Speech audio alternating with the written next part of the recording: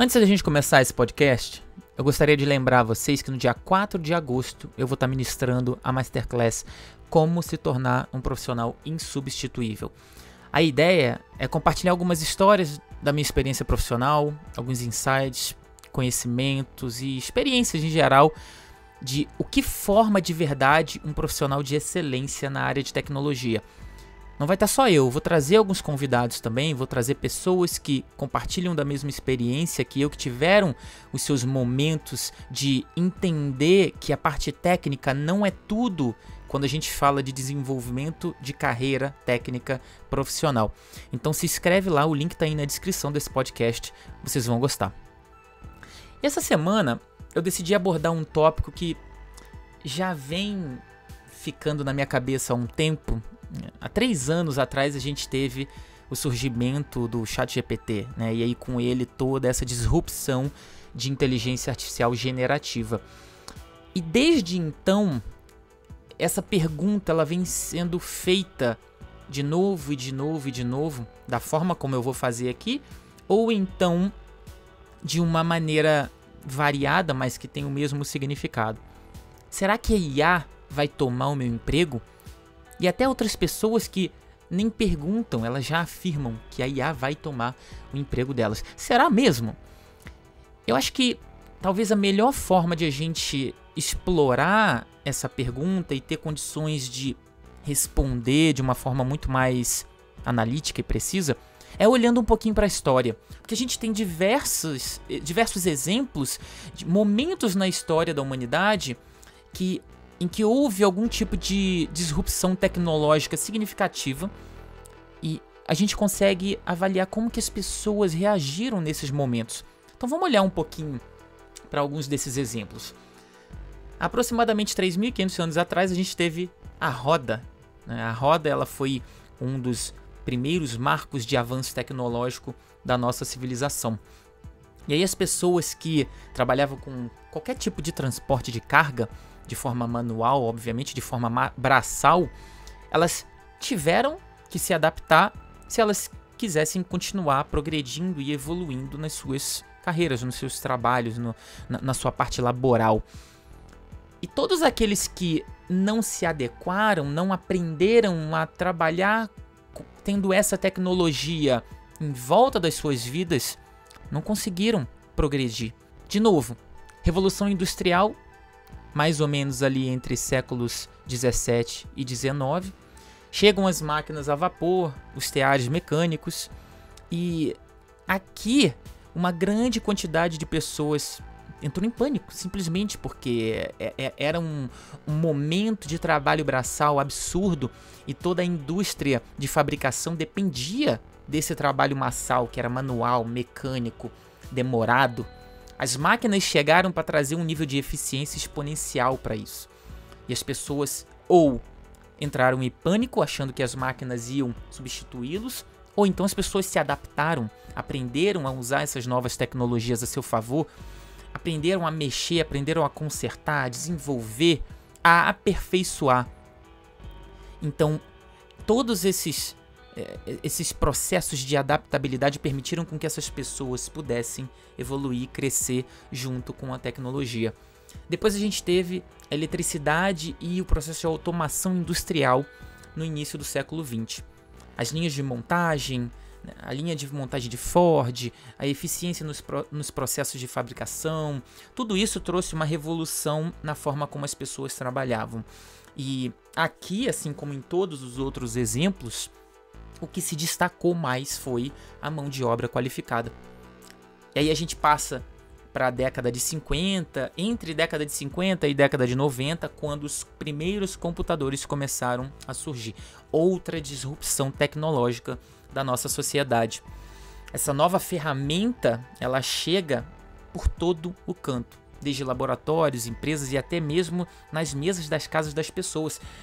E aqueles que puderam enxergar esse novo dispositivo como uma ferramenta, como um auxílio, como uma oportunidade de melhoria, de adaptação e de evolução, puderam crescer e puderam continuar com os seus empregos ou até mesmo desenvolver novos trabalhos para que pudessem sempre está um passo à frente daquela tecnologia, um passo à frente das pessoas que simplesmente não abraçam esse tipo de mudança, esse tipo de inovação. Como um complemento disso, a gente pode falar também da internet. No início da década de 90 até a década de 2000, a internet ela foi se estabelecendo como um novo marco de como se utiliza computador. E a gente consegue pensar na internet como um aditivo muito poderoso para os computadores. Uma forma de conexão global entre pessoas para colaboração, para desenvolvimento, para todo tipo de trabalho em conjunto e principalmente para compartilhamento de informação. E aí você pode adivinhar o que aconteceu com as pessoas que abraçaram essa tecnologia. Esse mesmo padrão ele já está se repetindo. E isso vem com a chamada inteligência artificial generativa. Ou seja, é aquela que gera conteúdos a partir de uma entrada de usuário. Uma entrada qualquer, textual, por imagem, por vídeo. E esse tipo de tecnologia está mudando completamente a forma como a gente trabalha, como a gente consome conteúdo, como a gente se informa, como a gente aprende. E ela está ficando tão boa em tão pouco tempo que as pessoas elas estão se assustando e elas estão pensando até que elas vão perder os seus empregos e por vezes até os seus propósitos. E dá para entender, de verdade, dá para entender com todo esse histórico de como os seres humanos reagem a tudo aquilo que é novo. Mas a minha visão, a forma como eu penso, é de que a gente valoriza principalmente o que é humano. Tudo aquilo que é gerado de forma artificial acaba sempre sendo secundário, deixado de lado em termos de valor. A gente pode ver exemplos claros disso hoje já. Todos os textos e informações, e imagens e vídeos que são gerados por inteligência artificial, eles são mal vistos, se você parar para pensar, nesse aspecto de autenticidade. É claro que a gente consegue dar muito mais eficiência, trazer muito mais velocidade e eficácia para processos de tarefas que podem ser automatizadas com essa nova tecnologia, mas as pessoas valorizam muito mais o que vem do ser humano, ou seja, aquilo que é essencialmente autêntico, tá? E tudo aquilo que a inteligência artificial já consegue fazer de uma forma muito mais rápida e eficiente é, na verdade, somente um conjunto de tarefas. E eu acho que a gente deve aproveitar essa tecnologia espetacular para fazer tudo aquilo que a gente não tinha condições de fazer há 5 anos. E aí a gente vem para essa conclusão. A IA ela vai tomar o seu emprego apenas se você deixar. Só se você não se adaptar, não evoluir, não crescer. E especialmente se não mantiver sempre as suas habilidades essencialmente humanas como prioridade. E por fim eu ainda digo mais, eu vou um pouco além. Não caia nesse erro de transferir as suas capacidades para a inteligência artificial. Use a inteligência artificial como uma ferramenta, como uma forma de crescer, de evoluir de uma maneira muito mais rápida, como não era possível há 5 anos atrás. Pense na IA como as pessoas no final do século XIX pensaram sobre os computadores. Uma ferramenta poderosa que pode ajudar a gente a fazer o que antes era impossível de ser feito. Pense na IA como as pessoas pensaram sobre a roda há mais de 3 mil anos atrás.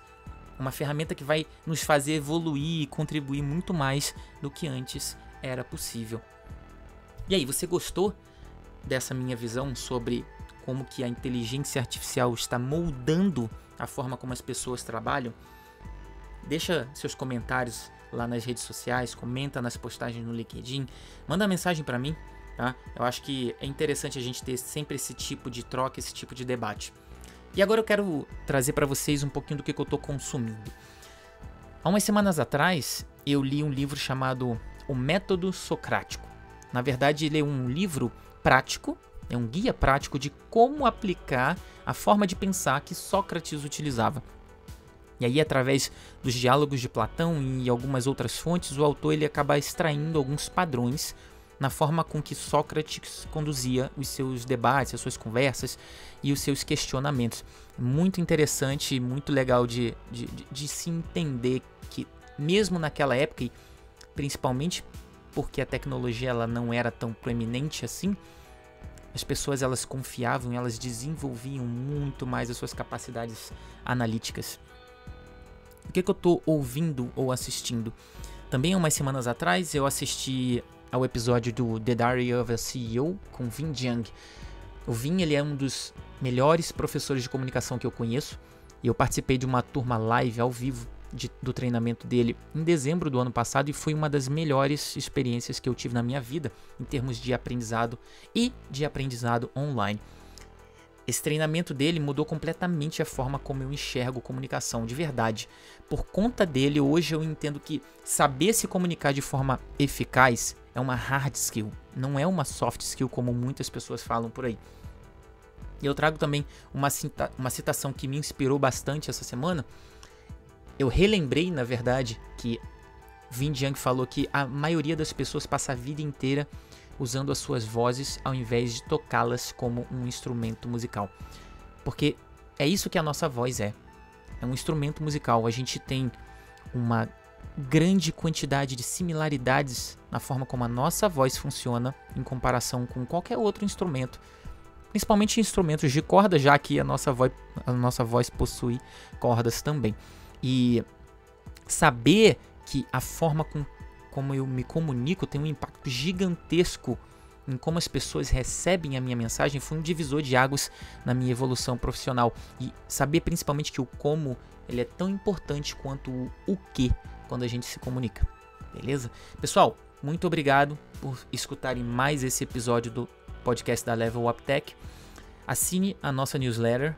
O link está na descrição abaixo. Lembrando que no dia 4 de agosto de 2025, às 8h30 da noite, eu vou ministrar a Masterclass Como se tornar um profissional insubstituível.